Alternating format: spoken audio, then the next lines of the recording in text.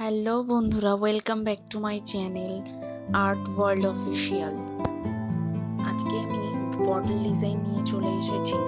একটা বটলের মধ্যে আমি কালার করে নিয়েছি ইয়েলো কালারের।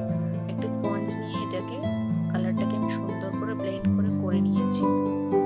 এরপর আমি কিছু ডালপালা এঁকে নিয়েছি, তার মধ্যে আমি কিছু ফ্লাওয়ার্স করে নিচ্ছি সাদা আর লালের কম্বিনেশনে, দুটো কালার মিশিয়েই করছি।